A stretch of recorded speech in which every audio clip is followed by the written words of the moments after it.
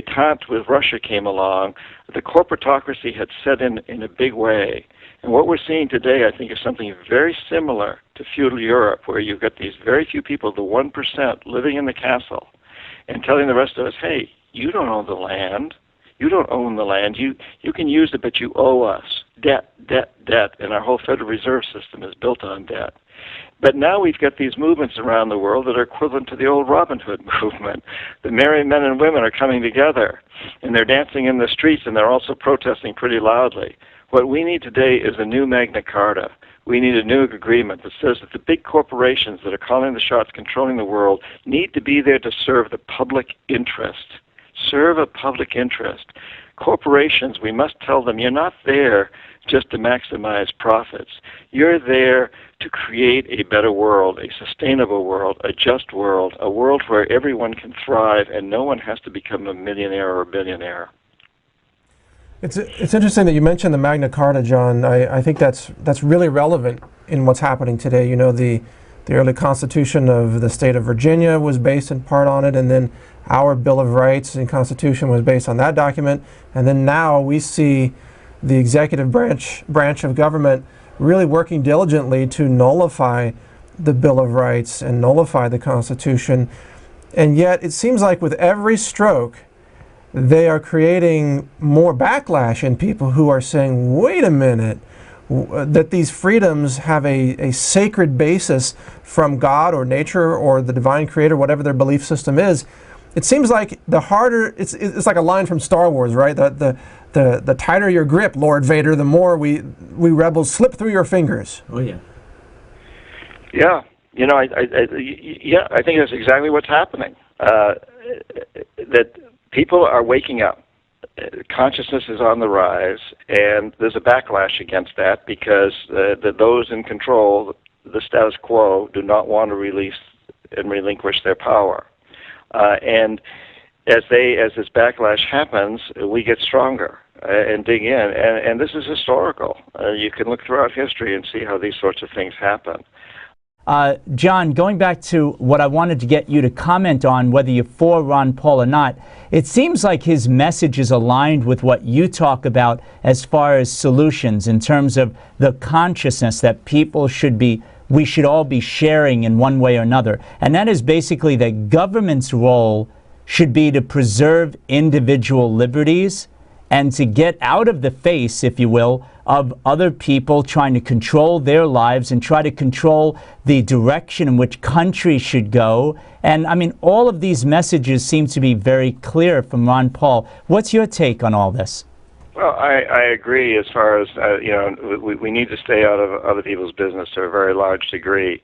I do think we need more regulations on big business because I agree. We've seen that business, CEOs of big companies are just like any other human beings. They need to be held in check to some point. There are rapists out there running big corporations. There are pickpockets. And we have to have rules and regulations that people are not allowed to pickpockets. They're not allowed to break through my window and enter my house if I don't want them in my house.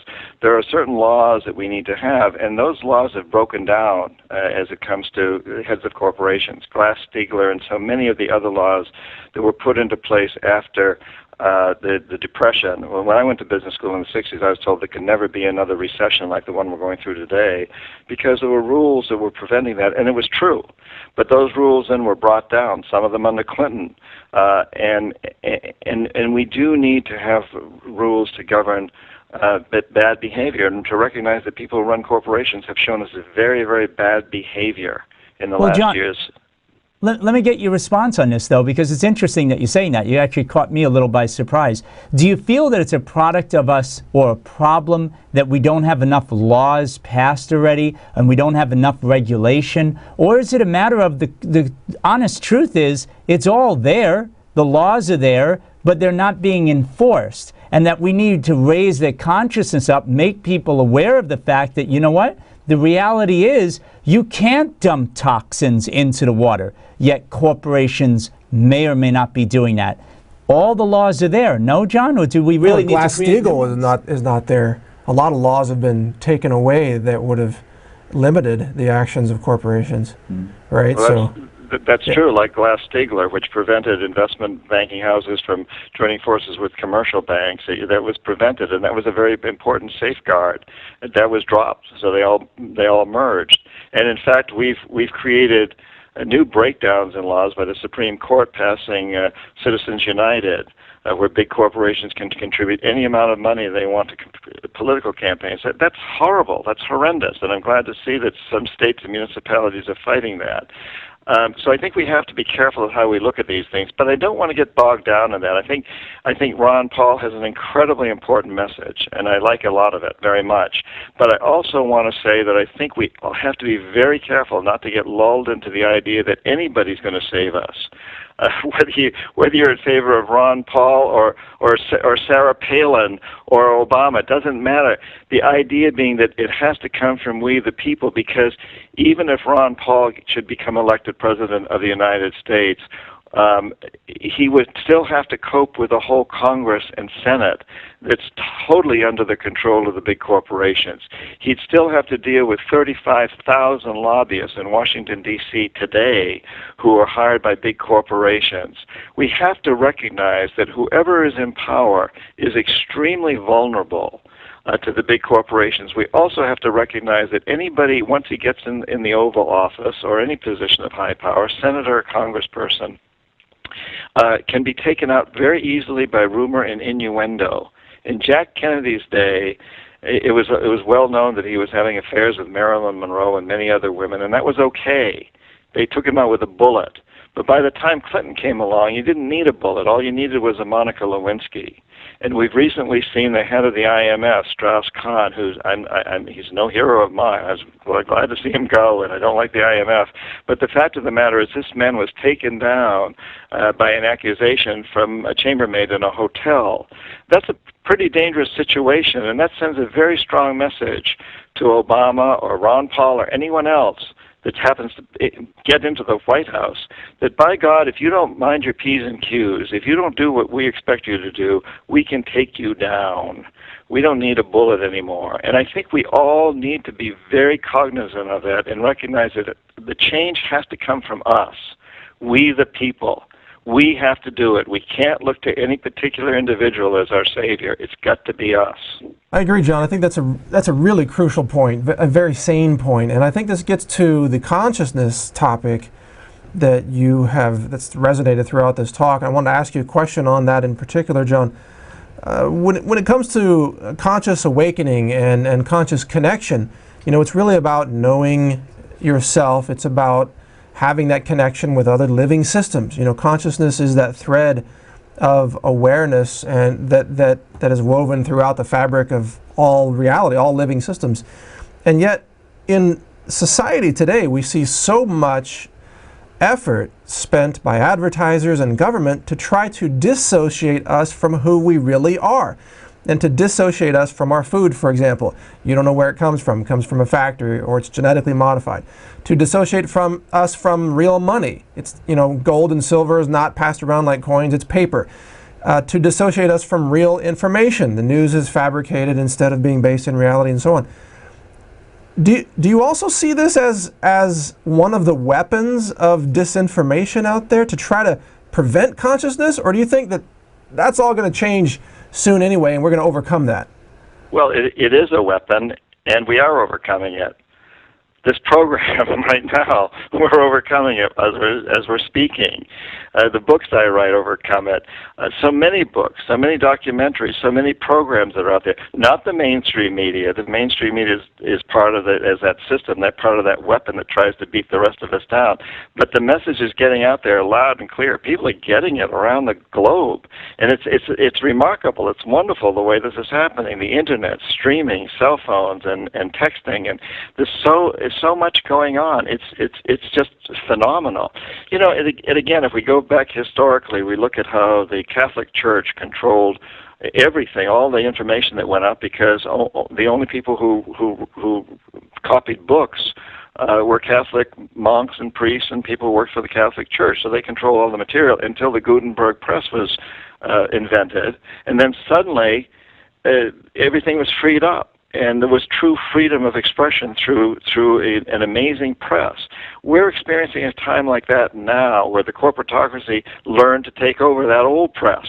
You know, back in 1980, I lamented the fact that the mainstream media in the United States was owned by 50 corporations. Today, it's 5.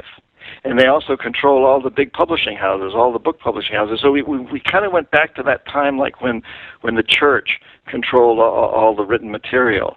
But now we've got a new Gutenberg press, and that's you guys.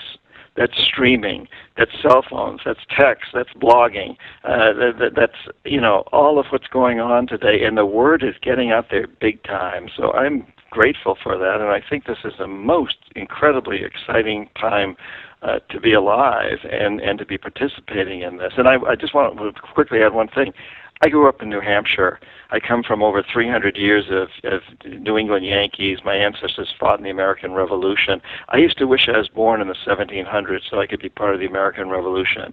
Now I know that I'm grateful I'm here now because this is a bigger revolution. This is global, and it's an amazing revolution of consciousness. I'm so excited to be here. Yeah, no, John, I'd like you to talk to this, you know, because a lot of times when I speak to people, I'm sure you're amazed as well, when people tune into conventional news outlets, whether it's television or the newspapers or radio, God forbid they're actually out there spending money on weekly subscriptions and getting this news brought to their homes, right to their doorsteps and being brought into their homes. It seems so clear once you just get awoken, just a little bit, you become awake. You notice that the message, no matter what the channel is, and I'd like you to speak to this, and then we'll get into your most recent book, Hoodwinked, and some more of the solutions for the remainder of the show. But the message is just fear-based. You know, you've talked about love and compassion at the at the beginning of the program, but it just seems like to keep everybody down, locked in, and against each other, divided so that these small groups of companies can conquer or put their will on everybody else. It seems that the only way they can do that is to put pervasively out there for everyone to read and to hear messages of fear. People are no good. You know, there's bad people out there that shoot and kill and stab people. Terrorists hiding in your underwear. There's terrorists hiding, and watch out at the major department stores. We don't even have to name them by names. At the airports, everywhere. There's so much that technically, quote unquote, there is to be afraid of, that none of this other stuff gets out in the conventional media. I'd like you to talk a little bit about how you feel that might be trying to contain or control consciousness only in a certain direction. Well, certainly, it's very, very prevalent. You know, I mean, I fly a lot, and every time I go through the TSA security people at the airport, it just really ticks me off. You know, it's like, first of all, it's very ineffective. I know people who you know work for. In sort of, you know, I've known people who were former jackals and some that still are, and they tell me you could get an AK-47 through those machines. If it's made out of plastic, those machines can't detect it. So they're not stopping anybody who really seriously want to take over an airplane.